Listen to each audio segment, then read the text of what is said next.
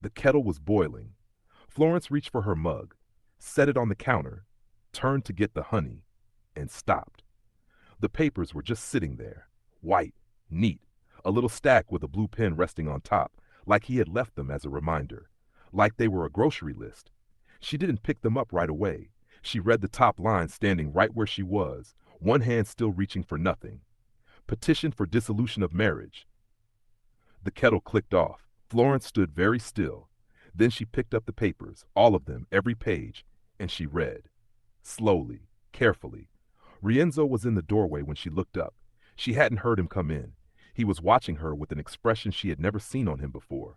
She said, "Is there someone else?" He looked at her, right at her, and he said, "It's better this way, Florence." She waited.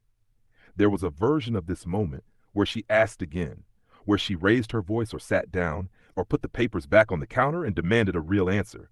She did none of those things. She picked up the papers.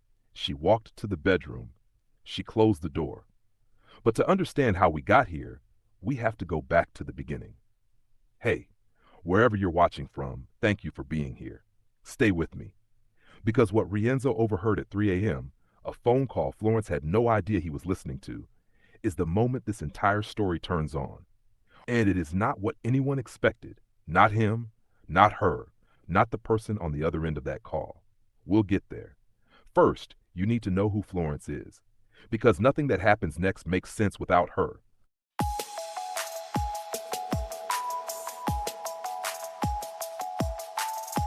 Chapter 2. Florence Adeyemi ran her kitchen with total authority and zero tolerance for shortcuts. It was 6:47 a.m. at Mila. The pastry cases were still empty. The espresso machine was warming up. The morning delivery had arrived 11 minutes late, which Florence had logged in her head and would absolutely bring up before the driver reached his truck. She was on the phone, one hand pressing the receiver to her ear, the other dusting a tray with flour like the flour had personally offended her. "Prepackaged vanilla," she said. "You're telling me you want me to put prepackaged vanilla in my Fiorentine and sell them to people who trust me?" The supplier said something. "No," Florence said. "No, I understand what a supply delay is. I'm asking you what you expect me to do with a product that smells like air freshener. These are not the same conversation." From the counter across the room, Adaz Okafor sat with her legs swinging, eating a cornetto she had pulled from the warm batch without asking, watching Florence like someone watching their favorite show. "Tell him the vanilla thing is non-negotiable," Adazi said helpfully. Florence pointed at her without turning around. "You didn't pay for that." "I'm a loyal customer. You haven't paid for anything since March." "Emotional support has value, Florence." Florence ended the call. She set the phone on the counter, exhaled once, and then turned and began arranging the first tray of morning pastries. This was how she operated. Fast, clean, no residue. A problem was either solved or rescheduled. Feelings were handled the same way. Adaz watched her. "He's going to send the synthetic stuff anyway." "I know," Florence said. "I've already called the backup supplier." "When?" "Yesterday, when I saw this coming." Adaz pointed her half-eaten cornetto at Florence. "You are a little bit frightening. You say that like it's new information." Mela had been open for 4 years. It was not a large space, a dozen tables, warm light, exposed brick that Florence had not planned but had grown to love. The pastry case ran the full length of the front counter.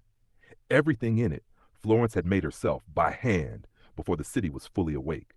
People came back, not just for the food, but because the place felt like somewhere that would not disappear on them. Florence had not planned that either. It was just what happened when you built something with total honesty. She had opened Mealy at 29 on a culinary residency visa and a savings account her mother didn't know about.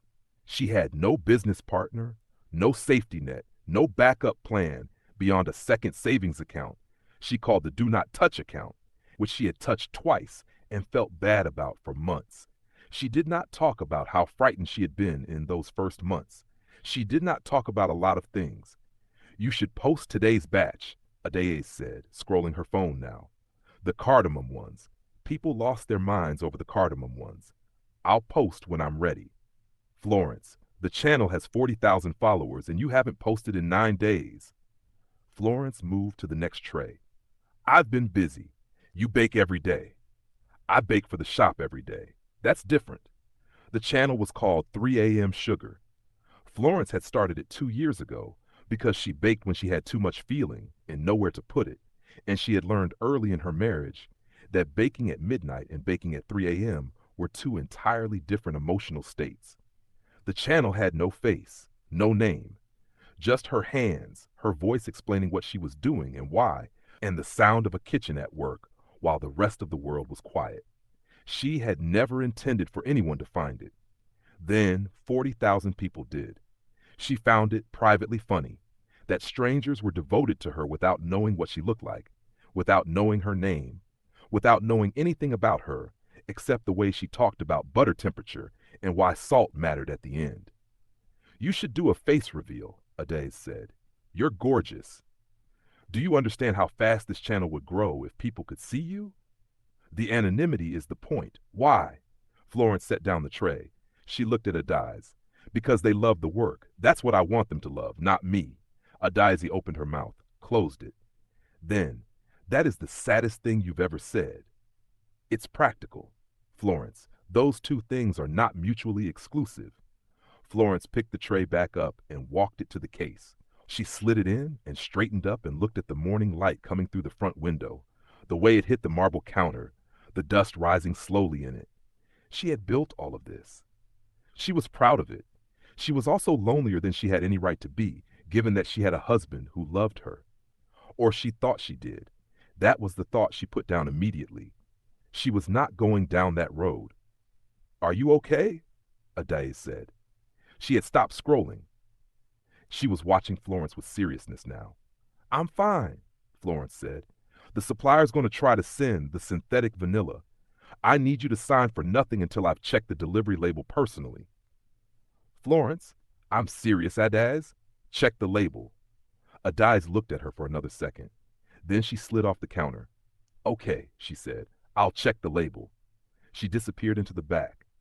Florence stood alone at the case for a moment, looking at the rows of pastry she had made this morning while Rienzo was still asleep in the guest room, while she was pretending very hard that this was just a phase, that something would shift, that she had not begun, very quietly, to grieve something she did not have a name for yet.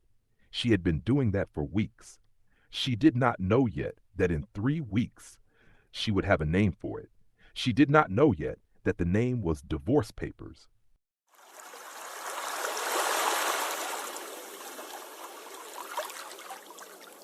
Chapter 3. How did they meet, you might ask? It started with rain and a wrong door. October in Rome is unpredictable. One morning it is warm and gold and the city feels like a gift. The next, the sky just opens. No warning, no easing in. Just rain, sudden and total, soaking everything. Rienzo Calvetti was late for a meeting he had already mentally checked out of when the rain started. He was on Via della Lungaretta with his jacket over his head and his phone in his hand, and no umbrella because he had told himself that morning it would not rain. The nearest open door belonged to a small pastry shop with honey-colored light in the window. He went in. The woman behind the counter was arguing, not quietly, not apologetically. She had a phone pressed to her ear and was moving between the counter and the pastry case with a tray in her other hand. And she was saying in English that had picked up the rhythm of Italian without losing its Alabama roots. I don't want your explanation. I want my delivery. Those are 2 different requests, and only one of them is hard. Rienzo stood just inside the doorway, dripping slightly, and watched. She was broad and unhurried in the way of someone who had decided long ago not to shrink herself for anyone's comfort. She wore her hair natural, pinned up, with flour on the side of her neck that she either hadn't noticed or didn't care about. She set the tray down, listened to the phone for approximately 3 seconds, and then said, "Okay, we'll try this again tomorrow," and hung up. Then she looked at Rienzo. "You're dripping on my floor." "It's raining," he said. "I can see that. Do you want coffee?" He had a meeting. He said yes. He sat at the corner table. He drank the coffee. He watched her work. She did not perform for the room. She was not warm in the way of people who need you to like them. She was just herself. He missed his meeting entirely. He did not notice until he was back outside. He came back the next morning, and the next. By the third morning, she knew his order, espresso, no sugar, and had it waiting without him asking, which she presented as efficiency and he understood as something else entirely. On the fifth morning, he set a single vanilla pod on her counter. He had called a contact in Madagascar. It had taken 3 days. He placed it down, said nothing, and sat at his corner table. Florence looked at it for a long moment. Then she looked at him. Then she turned and made him a cornetto with her hands and put it in front of him without a word. He bit into it and forgot, briefly, what city he was in. That was the beginning. Rienzo did not rush her. This was not strategy. It was just who he was. A man who understood that you do not hurry the things that matter. He showed up. He stayed. He learned the difference between her focused silence and her closed silence and never pushed on the second one. Florence tested him without meaning to. She canceled plans when the shop ran over. She was blunt in ways that other men had called difficult. She forgot to be soft when she was tired, which was often. Rienzo stayed closer. She told him once, plainly, "I don't have a great history with people who stay." He said, "Then I'll be the first one." She told him not to make promises. He didn't argue. He just came back the next morning. The kitchen dance happened 4 months in. She was making a new recipe at midnight, a honey tart that wasn't working. And he was sitting at her kitchen table reading. And at some point he stood up and held out his hand. No music, no explanation. She looked at his hand for a moment and then took it. And they moved around the kitchen in silence, between the counter and the stove. And Florence thought very carefully and very quietly, "Oh, so this is what it is supposed to feel like." He proposed with no ring. He told her he wanted her to choose one. He said, "I want you to have something you actually want, not something I guessed at." Florence cried in the jewelry shop. The attendant brought tissues without being asked. Adès, who had come along uninvited, pretended to be very interested in a display case on the other side of the room and cried into her own scarf. They married on a Saturday in April in a small church in Trastevere. Florence wore deep burgundy. The church was full of people who loved them, and several of Adès's cousins who had come for the food. Rienzo cried at the altar from the moment Florence appeared in the doorway. He did not attempt to stop. He stood there with his hands in front of him and tears on his face like it was the most natural thing, like he had never learned to be embarrassed by it. Adèse cried louder than anyone in the building. She has denied this ever since to anyone who brings it up. It was the happiest day of Florence's life. She did not fully know that yet. She would only know it later, looking back, the way you only ever recognize the best days once they are already behind you.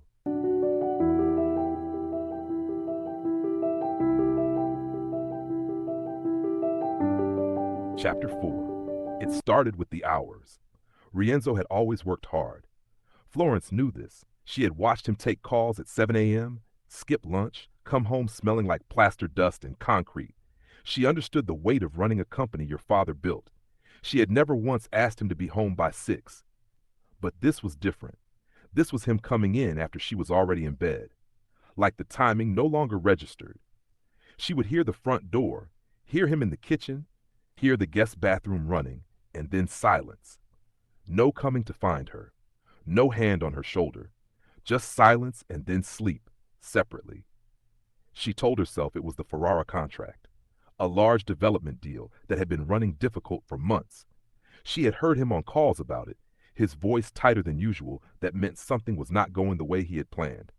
She gave him space because she loved him and because she knew what it felt like to carry a business problem that had no clean solution yet. She gave him 2 weeks. Then he moved to the guest room. He told her his restlessness was disturbing her sleep, that he had been waking at odd hours and didn't want to keep her up. He was considerate about it, practical. He framed it as something he was doing for her, and Florence stood in the doorway of their bedroom and watched him carry his pillow down the hall, and could not find the word for what was happening in her chest. She woke at 3 a.m. that first night and reached across the bed and found cold sheets and lay on her back in the dark, staring at the ceiling, trying to locate what she had done wrong. She couldn't find it. That was almost worse. She found the receipt on a Tuesday. She was not looking for it. She was clearing the counter. His jacket was draped over the chair, which she had asked him about 3 times, which he had apparently decided not to hear, and the receipt fell out of the pocket when she lifted it. A jeweler. Not one she knew. A neighborhood on the other side of the city that Rienzo had no work reason to visit. The item description was vague. Custom order, deposit paid. Florence read it twice. Then she folded it and put it back exactly where it had fallen from and finished clearing the counter and went to wash her hands. She scrubbed her hands for a long time. She said nothing. 3 days later, she was in the kitchen making coffee when Rienzo's phone lit up on the counter. She was not close to it. She was not looking at it, but the screen was face up, and the name was large, and she saw it before she could decide not to. Julia. 3 missed calls. She looked at the name. Then she looked up. Rienzo was in the doorway. He had seen her see it. He just looked at her plainly. Neither of them spoke. Florence poured her coffee. She went to get her coat. She went to work. A daze lasted 4 days after Florence told her before she took action. I'm not going to do anything dramatic, Adaeze said, outside Mila, helmet already on, Vespa running. You have binoculars, Florence said. These are for bird watching. Adaeze, I'm just going to look.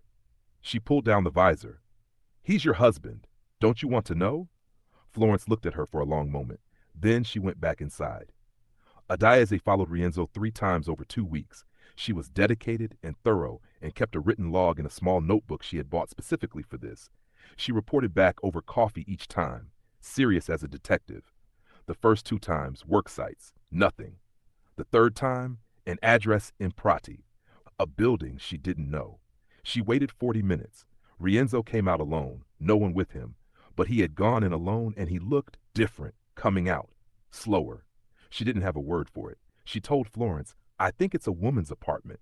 Florence sat with her coffee for a long moment. Then she nodded once. Okay, she said. Okay? Adaze stared at her. That's all you have? What do you want me to say? Something, anything. Cry, throw something. Florenza, if he is. I heard you, Florence said. Thank you for telling me. Adaeze sat back. She watched Florence's face, looking for the crack. There wasn't one.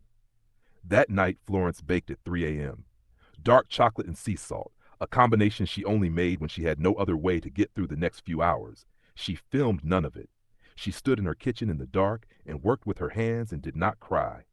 She had stopped crying over men when she was 9 years old and her father's coat disappeared from the hook by the door and never returned. She was not about to start again now. But here is what Florence did not know, what none of us knew yet. The address in Prati, the building Adaze couldn't identify, it was not a woman's apartment.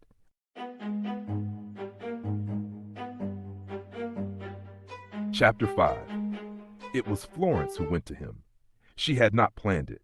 She had spent 3 weeks being very deliberate about not going to him, not initiating, not reaching, not giving anything that could be mistaken for weakness. She had been careful and controlled, and it had cost her more than she let Adaeze see. But that night she woke at 2 a.m. from a dream, and she lay in the dark for 20 minutes, and then she got up. She stood outside the guest room door for a long time. Then she knocked. Soft. Once. He opened it almost immediately, like he hadn't been sleeping either. He stood in the doorway in the dim hallway light and looked at her. Just looked, without saying anything. And Florence looked back at this man she had married and felt something in her chest give up trying to be sensible. She reached for him. He brought her in. He closed the door behind her, and they stood in the dark of that small room, and neither of them spoke. There was nothing to say yet. They both knew that. The talking would come later, too late as it turned out. But right now there was just this. Just the two of them in the quiet, close enough that she could feel the warmth coming off him. Rienzo lifted his hand and touched her face, slowly. His thumb moved along her cheekbone, and he just held her face like that, looking at her in the near dark, and Florence felt her eyes fill without warning. She didn't let them fall. She just looked back at him. He brought his forehead down to hers. Both of them breathed.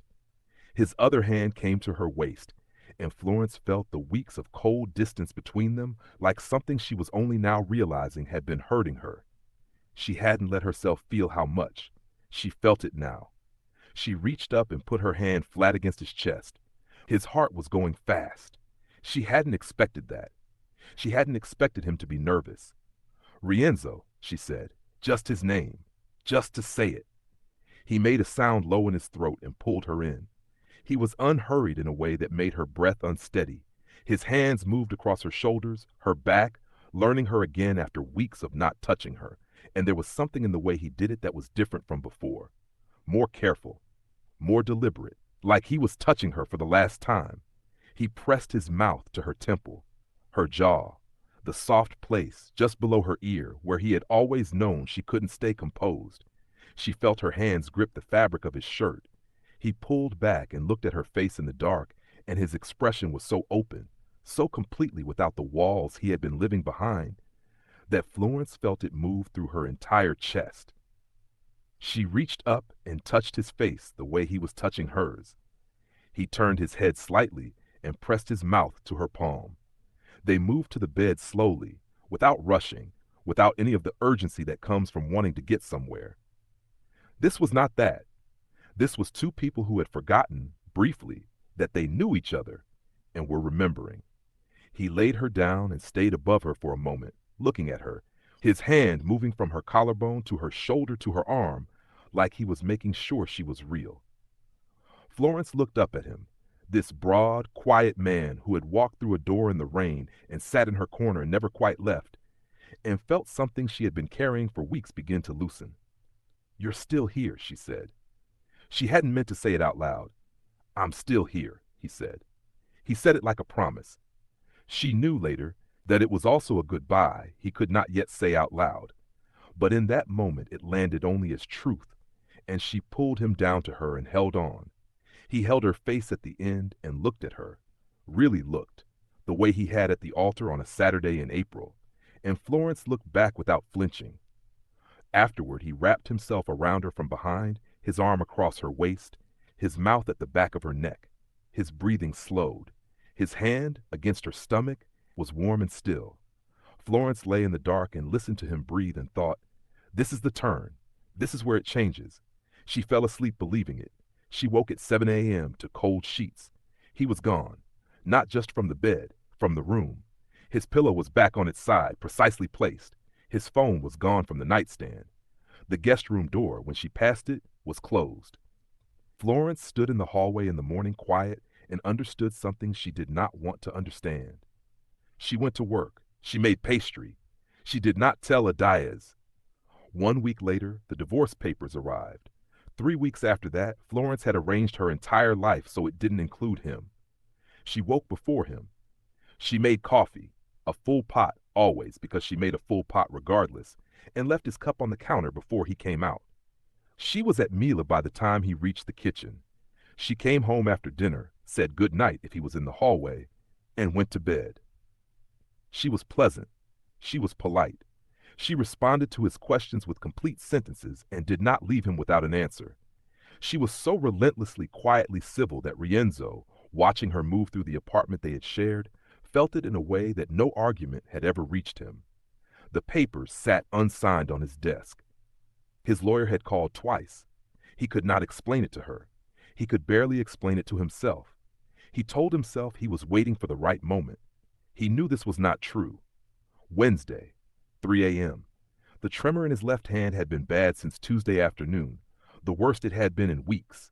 He had been lying in the guest room staring at the ceiling for 2 hours, his hand pressed flat against his thigh, willing it still. He got up for water and his medication. The hallway was dark. The apartment was quiet, and then it wasn't. Florence was in the kitchen. She was on the phone, leaning against the far counter in her nightshirt, one hand pressed to her chest. She had not heard him. She was not performing for anyone. She was giggling, not the polite surface-level smile she had given him every morning for 3 weeks over a coffee cup. This was something entirely different. It came from deep in her, uncontrolled, her head tilting back slightly, her whole face bright. She whispered into the phone, "Stop! Stop! You are so terrible!" And then dissolved again, pressing her hand harder to her chest like she needed to contain it. Rienzo stood in the hallway shadow and the jealousy arrived before anything else. Raw, unreasonable. His hand tightened against the doorframe, and then, slower, heavier, the reckoning. She was radiant. She was alive in a way he had not seen in months, maybe longer. He had spent all this time telling himself he was protecting her, pulling back carefully, constructing distance with both hands, convincing himself that her freedom would be worth his absence. And she was here, still capable of this, of light at 3 a.m., of laughing like she was safe. He thought, she is going to be fine. He thought, I have wasted every single day I had with her. He went back to the guest room. He lay down in the dark with his trembling hand against his chest and stared at the ceiling. He did not sleep. He did not know, could not have known, who was on the other end of that phone.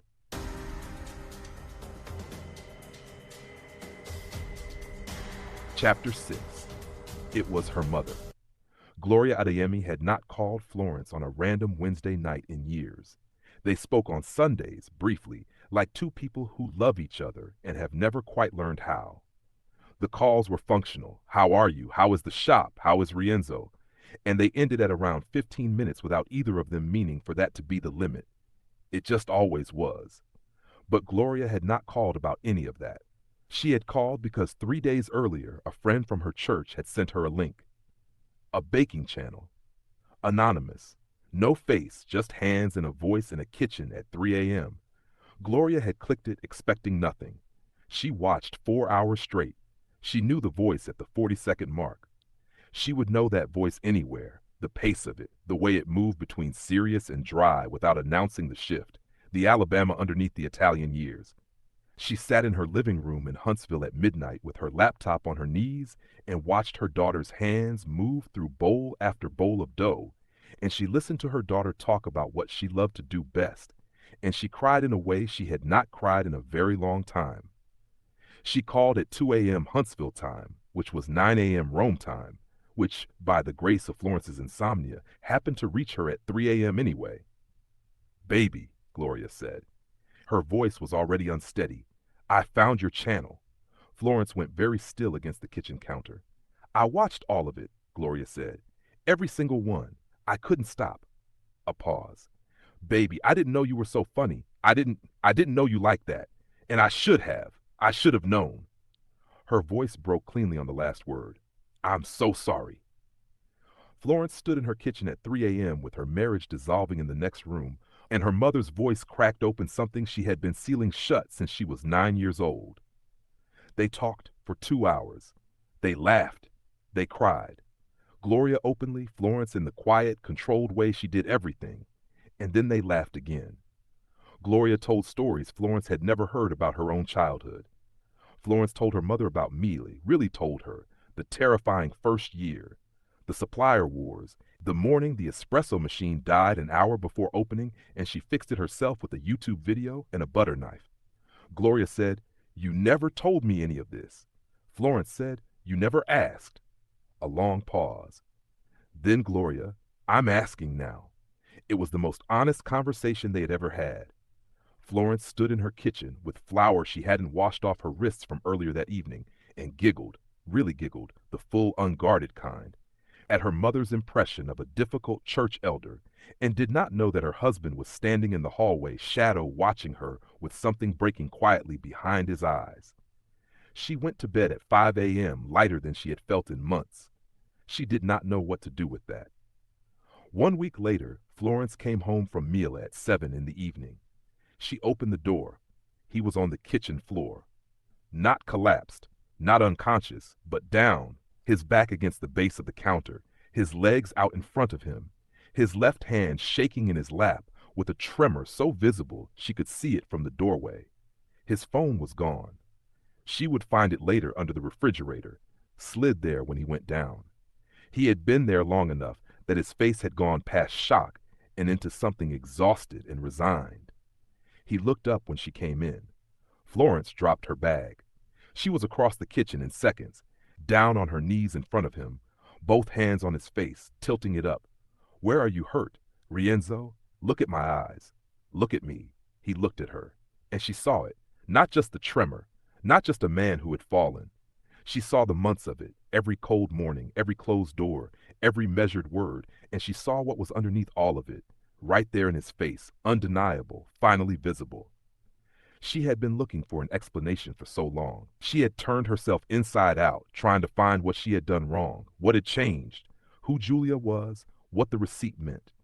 The answer was in his face right now, and it was nothing she had imagined. She said very quietly, "What is wrong with you?" He looked at her for a long time, and then, on the kitchen floor, his back against the cabinet, her hands still holding his face, he told her.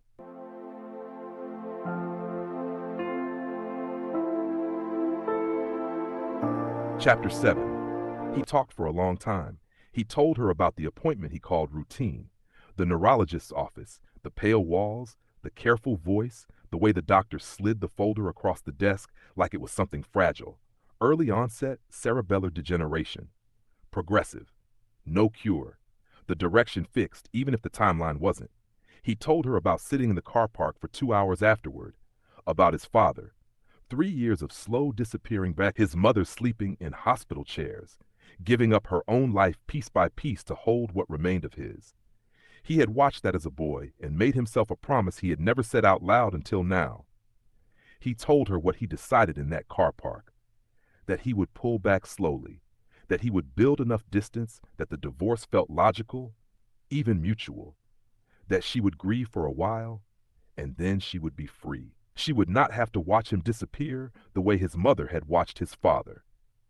He told her about the guest room, the receipt, a medical alert bracelet custom made that he had not yet found the courage to wear. Julia, his neurologist scheduling coordinator, who had called 3 times about a missed follow-up appointment. He told her about the 3 a.m. kitchen, standing in the shadow watching her laugh. The jealousy, and then the thing worse than jealousy, understanding, fully and too late, what he had been doing to her. He told her about the divorce papers he had never been able to finalize. His lawyer calling twice, him staring at his own signature line and not being able to make his hand move. He said all of it on the kitchen floor, his back against the cabinet, her hands no longer on his face but in her lap, very still. He talked until there was nothing left. The kitchen was quiet when he finished. Florence put her face in her hands. She did not make a sound for a long time. Her shoulders moved. That was all. And Rienzo, watching her, felt something that no version of his plan had accounted for. The unbearable weight of watching someone you love cry because of what you chose to do to them. When she lifted her face, her eyes were wet and her voice was steady, and she said, "You should have told me." "Florence?" "No." Not loud, not angry, just firm. "You should have told me." She looked at him directly. "I have spent months going through everything I did, every conversation, every morning, trying to find the thing I said wrong or didn't say or should have done differently." Her voice stayed even for most of this. "I found a receipt and I put it back because I didn't want to know. I saw a woman's name on your phone and I said nothing because I was trying to give you room." She stopped. When she continued, her voice was quieter. "I have been grieving you while you were right here, in the next room, every night." Rienzo closed his eyes. "You decided what I could handle," she said, "without asking me. You looked at me and you decided I was too fragile or too important or too—" She stopped again, took a breath. "You took away my choice, and you called it love." He said, "I know. Do you?" She looked at him. "Because I would have stayed.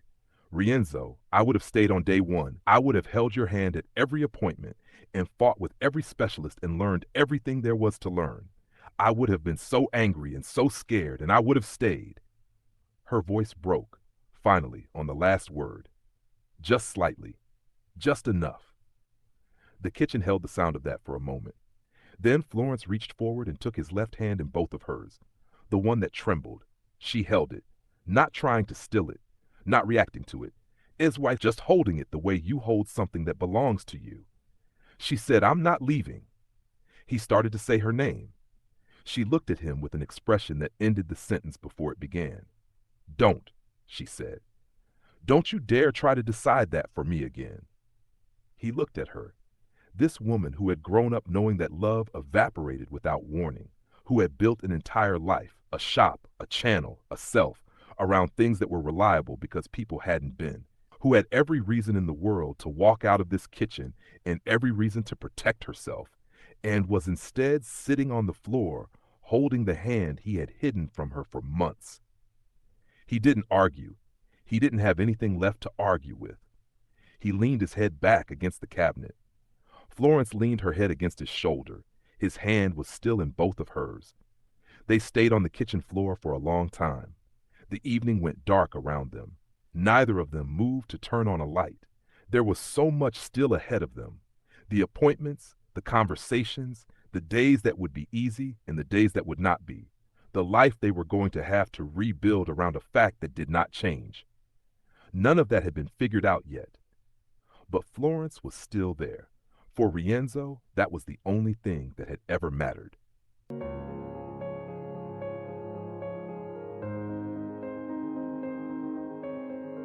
Chapter 8. 6 days later, Florence stood in the bakery bathroom at 6 a.m. and stared at a test she had bought on the way in. She had not said anything to anyone. Not to Adaeze, who noticed everything. Not to Rienzo, with whom she was now having the most honest conversations of their marriage, sitting up late, talking through things they had never said before. She had bought the test because she was tired in a way she did not recognize. Not the tiredness of long hours or poor sleep, but something else. Something that felt internal and constant. And because she had lost track of her cycle completely in the chaos of the past month and had decided practically to rule it out. 2 lines. She sat down on the closed toilet lid. She sat there for 10 minutes. She was not panicking. She was not crying. She was doing the thing she always did when the ground moved. Going very still and waiting for her own mind to catch up with reality. A baby. Rienzo's baby. Now, in the middle of all of this, she thought about his face on the kitchen floor. The way he had said, "I'm going to miss so much," before he had any reason to say it. Before he even knew there was something like this to miss. She washed her hands. She unlocked the bathroom door. She walked out to the front of the bakery, picked up her phone, and called him. He answered on the second ring, voice still rough with early morning. "Florence?" she said. "I need you to come to Mila." A pause. "Are you all right?" "Just come," she said. "Please." He was there in 20 minutes. She was behind the counter when he arrived. She had been standing there since the call, hands flat on the marble, not doing anything, just standing. He came through the door and looked at her face, and whatever he had been preparing to say didn't come out. He just came to the counter and waited. Florence picked up the test from where she had set it below the counter. She slid it across to him without a word. He looked down at it. He was quiet for a long time. Florence watched his face move through things she did not have names for. Not happiness exactly, not grief exactly, but a full and complete collision of both at once. His jaw tightened. His eyes went bright. He put both hands flat on the counter and breathed through his nose, slow and deliberate, like a man trying to keep himself upright by staying very still. She said, "Say something." He looked up at her. His eyes were wet. His voice, when it came, was completely wrecked. "I'm going to miss so much." Florence came around the counter. She took his face in both hands, the way he used to take hers, back when he was still letting her see him. She held it and made him look at her and said, "Then we don't waste a single day." His hands came up and covered hers. He pulled her in and held her against his chest with everything he had, his arms wrapped all the way around her, his face pressed into the top of her head. She felt his breath go unsteady and then steady again. She held on. They stood like that for a while. The bakery was quiet. Morning light came through the front window and moved across the floor. Adaeze arrived at 8:15 for her standing Tuesday coffee. She came through the door already talking, something about a parking situation on the street outside involving a delivery truck and a complete failure of basic spatial reasoning. And then she stopped. Florence and Rienzo were still behind the counter, not holding each other anymore, but standing close, his hand on her lower back, her shoulder against his arm. Florence's eyes were dry. Rienzo's were not quite. Adaeze looked at them. She looked at the test, still on the counter. She understood immediately. Her mouth opened, then closed. She pressed her hand over it. Her eyes filled very fast. She stood in the doorway of the bakery she had been walking into for 4 years, and for the first time in the history of their friendship, she had absolutely nothing to say. She walked in. She put her arms around both of them from the side, one arm around Florence, one around Rienzo, and she held on and didn't speak and didn't let go. Outside, Rome went about its morning. The bells from the church down the street rang 8:30. Someone's Vespa rattled past. Inside Mila, three people stood tangled together in the early light, holding something that was equal parts joy and grief, and nobody said a word. There was still so much ahead of them, more than any of them knew yet. But this moment, this morning, this impossible and ordinary miracle belonged entirely to them.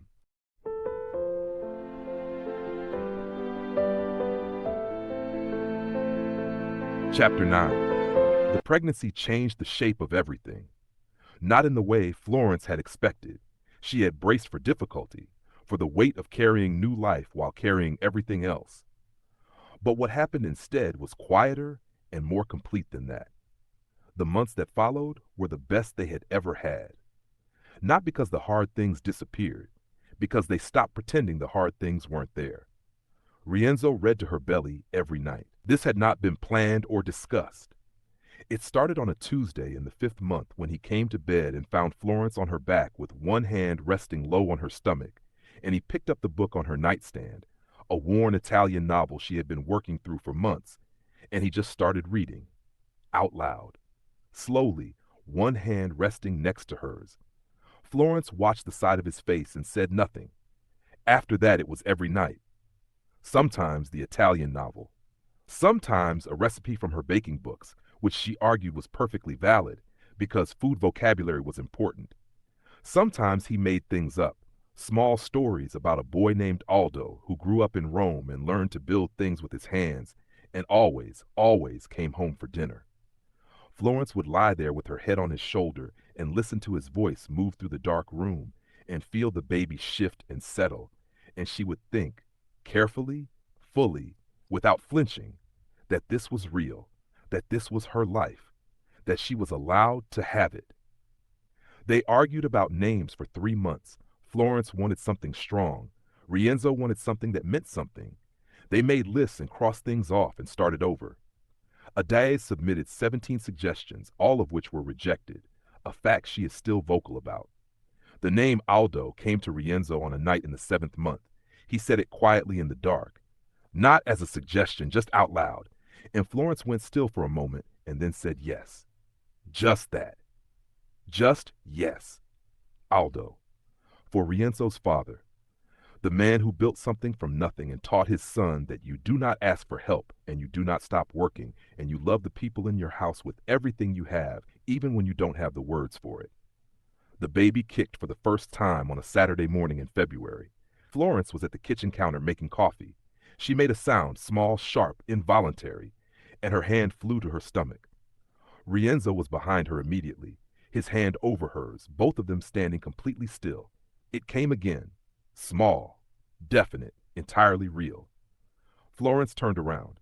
Rienzo's face was doing the thing it did when he felt too much, the jaw tight, the eyes bright, the careful stillness of a man holding something in. He looked at her stomach and then at her face, and then his eyes filled completely, and he didn't try to stop it. And Florence pulled him in and held him, and they stood in their kitchen on a Saturday morning and cried together over a kick. Just a kick. The smallest possible announcement from the smallest possible person. It was the happiest morning of her life. She knew it even while it was happening. She held on to it on purpose. Aldo Calvetti arrived in April, the same month his parents married, at 6:47 in the morning, loud and furious and perfect. Rienzo held him in the delivery room with arms that shook slightly but did not fail. The nurse had positioned them carefully, making sure the weight was supported, making sure everything was secure. And then she stepped back and watched this man hold his son for the first time, his face completely undone, every wall he had ever built gone, nothing left but this. And she found something in her throat and had to look at the window for a moment. Florence watched Rienzo hold Aldo and felt something settle in her chest that had been unsettled her entire life. She did not have a word for it. She didn't need one. Rienzo deteriorated in the months that followed. His body, which had held on through everything, began to let go. He used a cane. Then he needed more help than a cane. He came home from the hospital for the last time on a Thursday in October, the same month he had first walked through Mila's door, and Florence set up their bedroom so he could see the window and the rooftops and the slice of Roman sky he had always loved. She sat with him every day. She brought Aldo to him every morning. She told Rienzo things she should have said earlier, and some things she was only now finding words for. He died on a Thursday morning with her forehead against his temple and his son in his arms. The bells from the church down the street rang 7 o'clock. Someone was making coffee somewhere below. Rome went on the way Rome always does, complete, indifferent, beautiful. Florence did not collapse. She had never been someone who collapsed. She put a photograph behind the counter at Mio. Not framed, not displayed, just tucked into the edge of the shelving where she could see it while she worked. Rienzo at their kitchen table, reading the newspaper, unaware of the camera, an ordinary morning. A man in his home. Nothing remarkable about it except that it was gone. She opened Mila 6 weeks later. She baked every day. She laughed eventually. She told Aldo about his father constantly, the vanilla pod, the kitchen dance with no music, the way he cried at the altar on a Saturday in April and did not try to hide it. She told the story so many times that Aldo grew up knowing a man he never met, knowing him fully, carrying him forward. Time didn't stop. Aldo is 2 years old. It is 3 a.m. Florence is in the kitchen, flour on her collarbone, the small lamp over the counter throwing warm light across the marble. Aldo is asleep against her chest in a wrap, his cheek pressed to her heart, his mouth slightly open the way babies sleep when they are completely safe. Florence is on the phone. She is giggling. Not the surface kind, the deep, unguarded, full-face kind that takes over her whole body when something genuinely gets her. She presses her free hand to her chest and whispers into the phone, "Stop. You are so terrible," and then dissolves again. It is her mother, Gloria, calling from Huntsville the way she calls every Sunday now. They talk about everything now. About Florence's residency program for young women in food. About Aldo's new word, which is no, deployed with great confidence at all times. About a man at Gloria's church who keeps finding reasons to stand near her, which Gloria dismisses, and Florence absolutely does not let go. The giggling echoes in the kitchen. Aldo stirs slightly against her chest and settles back. Florence sways without thinking, the automatic, the constant motion of a mother with a sleeping child, and keeps talking. She does not know she could be watched. She is not performing for anyone. She is just here, in her kitchen, in her city, in her life. Flour on her collarbone and her son against her heart and her mother's voice in her ear and the smell of whatever she's been baking moving through the whole apartment. She is a woman who lost the most important person in her world. She is also a woman who is here, fully, completely, unapologetically here. The same laugh Rienzo heard through the hallway shadow on the night he nearly let her go. The laugh that stopped him in the dark and showed him, finally, what he had been throwing away. He was right about one thing, standing in that shadow. She was going to be fine. If this story stayed with you, give it a like and subscribe so you never miss what comes next. And I want to ask you something in the comments. If the person you loved most decided to push you away to protect you, would you fight to stay or would you let them go? Tell me what you would do.